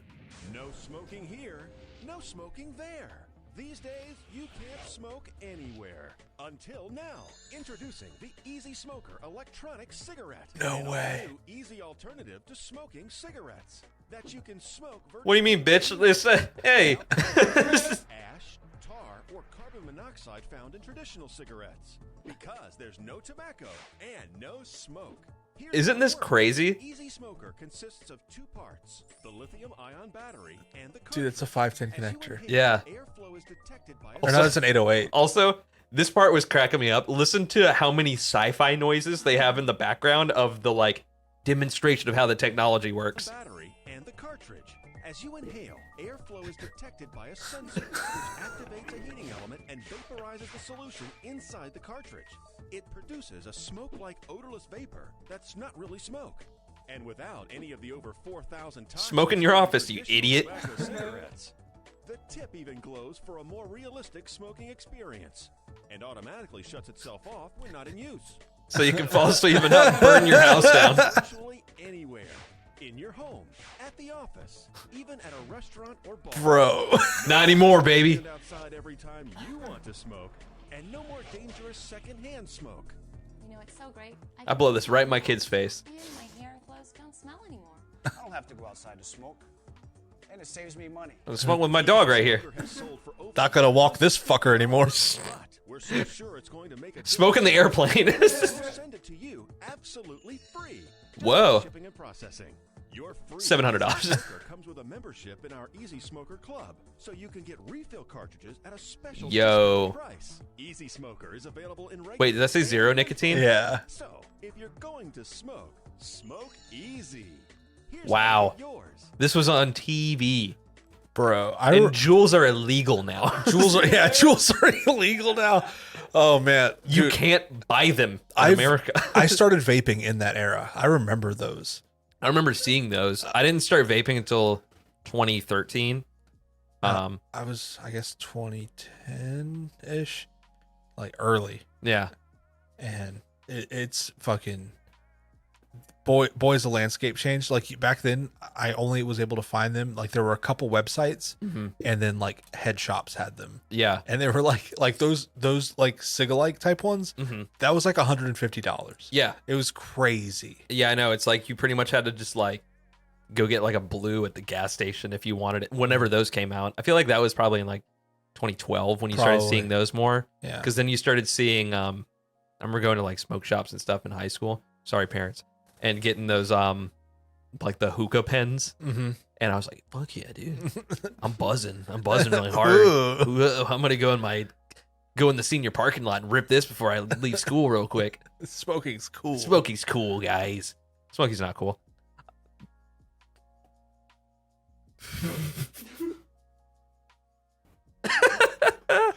I thought you would get a kick out of the Easy Smoker commercial, Dude, because I've that never was seen an so advert. weird. Smoking in a restaurant. Yeah. Hey, idiot, you dumb bitch! I'm fucking. Oh, look how stupid you are. It's not real. I'm not smoking, you bitch. I'm easy smoking. I guess sort of piggybacking off of these insane infomercials was like I'm a big fan of Tim and Eric. And semi recently they had a live stream that they did called Brand Ambassadors, where they rewatched all of the ads that they've done for companies or like material that they've done and did like a commentary for it. And Like the purple one. yeah, like all the purple mattress, the pizza rolls one. They had like a 20-minute segment they did for Saints Row 3. The Absolute Vodka stuff they did with Zach Galifianakis. Oh, that was a real ad? I think so. I don't know if it was a real ad, but it was Dude, that one's crazy. it was product placement for Absolute Vodka. Dude, that one was pretty funny. But it makes me think like if we did something in the essence of the purple mattress commercials, but for aimbot, would it resonate with literally anybody? No, No. I don't think it would, but boy, would it be fun to do. Yeah. We just do a shot for shot remake, but just replace purple with just aimbot words. And because I just love the editing for it. Like some of the shit they do, like right in the beginning, this like beginning intro is incredible.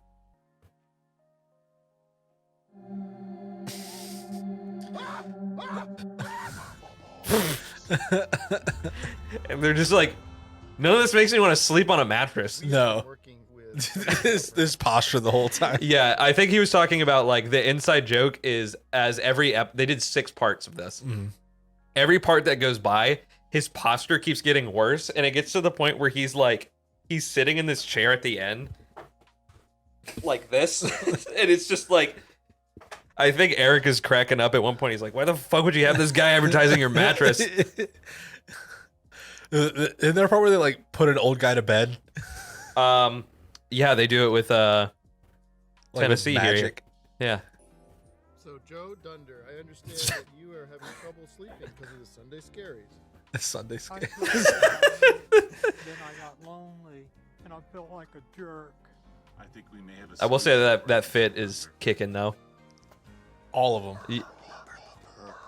And the gloss on Tim's lips.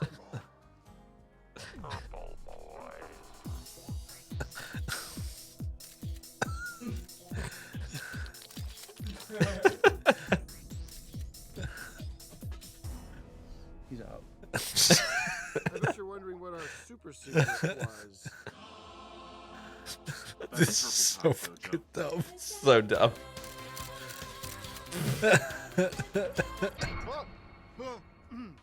Isn't it funny how the better your weekend is, the worse your Sunday scaries can be? God damn. Them boys make me laugh very hard. I bought speaking of food too, I bought Eric's cookbook you the other bought day. Foodheim? I bought Foodheim. It's actually a really good cookbook. Is It's it? really nice. It's big. It's like over 300 pages. I've been liking the videos he's been doing. Yeah. I Heidi's really house. Dude, his fucking cookware is awesome. Yeah. It's like- yeah, the aesthetic of his book and his recipe choice is very like it represents a lot of what all of that kind of combines into. So is he like he's being serious about being a foodie guy now? Oh yeah, like if you go on his like cuz he owns like a wine company. He's not capping. No, he's as the kids say, dead ass. Hey, what's up, William Montgomery? What do they call him? The red something? I can't remember. Look up William Montgomery, great stand up. Yeah. I can't believe we didn't talk about him. Yeah. on We'll the have to comedy do like a episode. whole episode on William Montgomery. Yeah, yeah. I got to FaceTime with him and shit. Yeah. Yeah, we could. We'll definitely talk yeah, about we that. gotta talk about that. Let me find his Instagram because I can't spell Wareheim apparently. Top food blog is the first thing. Yeah, he owns this wine company. I totally forgot he's like the main writer and director for Master of None. I did not know that. Yeah. But like his page is exclusively food, which is Damn. wild. And like everything that he posts looks insane. Gosh, I'm literally like gulping my own saliva down right now. Just slurping it up. Oh, I want pizza. Ooh. You know what I have? I got a bag of slop. You got a bag of slop? I got a slop bag today. I got a bag of slop too, but I got it's late now, so I might just hold out. very true. Yeah, so it was good going over these things today with you. Yeah, good Nice for you to things. come in here today. Thanks. Thanks, buddy. We'll save some Twitter stuff, and hopefully next episode we might have some Fiverr things. I think we can arrange. We for can that. muster We could probably someone to make something. Yeah, we could muster somebody's greens. Yeah. Cool. One last thing. Yeah. I put another link in the notes. Uh-huh. What we got here? What did you... Whoa. It's a Barack Obama rookie card. Whoa. Whoa. $20? $20. Is this real? I don't know, man. Can we get... I keep seeing like actual sports things, and I'm like, is that Joe Biden in a fucking... Ugh. But there is a rare gold foil 2008 cool running mates. Jesus Christ. Cool runnings. There's a Why they do that? why they do that to him. Oh hell yeah, dude! Graded mint 10, baby. Democrat. Dude, Wow. it's a 10? What? 10. It's a solid 10. Obama. Oh, dude. Wait, what is this? Oh, Oh, these are Are they legit. patches? Oh my God, it's from a jersey?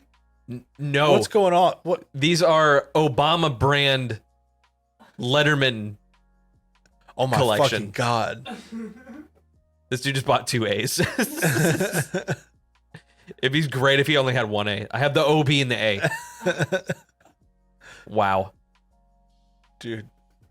Damn, that's so crazy. This that, whole market is wild. There's a Yeah. trading card for everything. Yeah.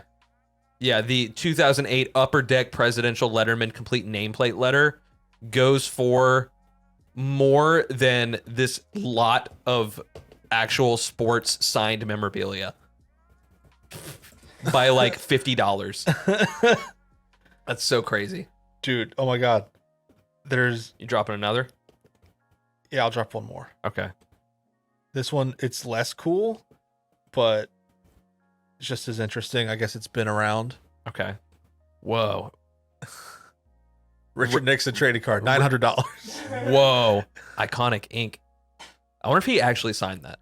Or if that's just a I think it's one of those like punch out signature things. Joe DiMaggio. Or Gerald Ford. Gerald Ford's Ford? going for sub 3. Wow. Bullshit. Kelsey Grammer. Wow, you can get a Mickey Mantle for almost $2,000. These are crazy. Such a weird like group of signatures too. Yeah. Former presidents and like Kelsey Grammer. That's so nuts. Hell yeah. Well, that was a good talk. Yeah, good sir. pod. We'll have some more entertaining audience and making fun of ourselves segments. Sexments. It could be some more on YouTube pornographic material. Ooh. But thanks again for watching Talking About Shiznit. If you want to follow us, if you want to follow Aimbot, you can go to linktr.ee /drinkaimbot. You can go to all social media at drinkaimbot, and you can also go to aimbot.energy.com or aimbot.energy and get some aimbot. Yeah. We need to get a Talking About Shiznit discount code. Coupon code Shiznit 30%. 30%. Any purchase. We're also doing buy one get one on literally everything on the website right now. Yeah, you can't stack those unfortunately though. Yeah. So probably just do the BOGO. Yeah. If you're watching this in real time. Yeah, exactly. I mean, if you're not watching in real time, Shiznit will be active. Yeah, Shiznit will stay active. Shiznit. Thank you. Yeah, thank you. Awesome. Bye, everybody. Okay, Okay, bye. bye.